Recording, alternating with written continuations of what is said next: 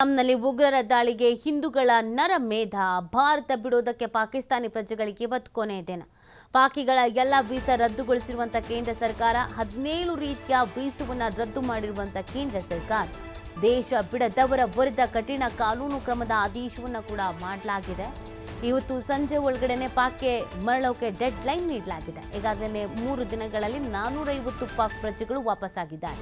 ವಾಘಾ ಗಡಿ ಮುಖಾಂತರವಾಗಿ ಪಾಕಿಸ್ತಾನಕ್ಕೆ ಮರಳಿದ್ದಾರೆ ಜನರು. 17 ರೀತಿಯ ವೀಸಾವನ್ನು ಇದೀಗ ರದ್ದು ಮಾಡಿರುವಂಥದ್ದು. ಯಾರ್ಯಾರು ಪಾಕಿಸ್ತಾನದ ಪ್ರಜೆಗಳು ಇಲ್ಲಿ ಭಾರತದಲ್ಲಿದ್ದರೂ ಅವರೆಲ್ಲರೂ ಗಂಟು ಮೂಟೆ ಕಟ್ಟಬೇಕು ಅಂತ ಸೂಚನೆಯನ್ನು ನೀಡಲಾಗಿತ್ತು. ಅದಕ್ಕೆ ಡೆಡ್ಲೈನನ್ನು ಕೂಡ ನೀಡಲಾಗಿತ್ತು. ಅದೇ ರೀತಿಯಾಗಿ ಇದೀಗ ತೆರಳಲಾಗ್ತಾ ಇದೆ. ಈ 3 ದಿನದಲ್ಲಿ ಸುಮಾರು 450 ಪಾಕ್ನ ಪ್ರಜೆಗಳು ತೆರಳಿದ್ದಾರೆ ಅನ್ನೋದು ಮಾಹಿತಿ ಸಿಗ್ತಾ ಇದೆ.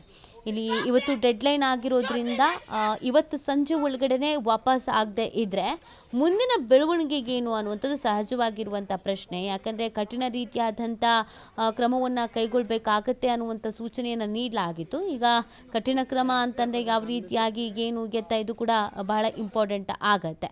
ಸೊ ಈಗಾಗಲೇ ಅನೇಕರು ತೆರಳ್ತಾ ಇರೋದನ್ನು ನೀವು ಗಮನಿಸ್ತಾ ಇದ್ದೀರಾ. ವಾಘಾ ಗಡಿ ಭಾಗದಲ್ಲಿ ಯಾವ ಥರದ ಪರಿಸ್ಥಿತಿ ಇದೆ ಅನ್ನೋದನ್ನು.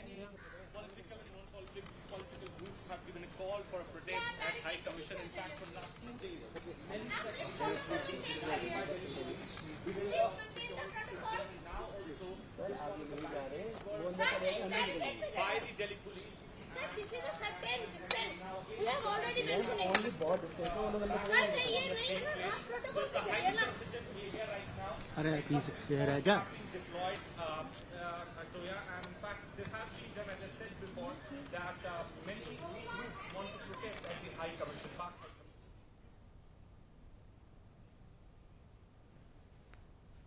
ಪಹಲ್ಗಾಮ್ನಲ್ಲಿ ಉಗ್ರರ ದಾಳಿ ಆಗ್ತಾ ಇದ್ದ ಹಾಗೆಯೇ ಭಾರತ ಒಂದಷ್ಟು ಕಠಿಣ ರೀತಿಯಾದಂಥ ನಿರ್ಧಾರಗಳನ್ನು ನಿಲುವುಗಳನ್ನು ಪ್ರಕಟಿಸಿತ್ತು. ಅದರಲ್ಲಿ ಪ್ರಮುಖವಾಗಿ ಭಾರತದಲ್ಲಿ ಯಾರ್ಯಾರು ಪಾಕಿಸ್ತಾನದ ಪ್ರಜೆಗಳಿದ್ದಾರೋ ಅವರು ಈ ದೇಶವನ್ನು ಬಿಟ್ಟು ಅವ್ರ ದೇಶಕ್ಕೆ ತೊಲಗಬೇಕು ಅನ್ನೋದು ಒಂದಾಗಿತ್ತು.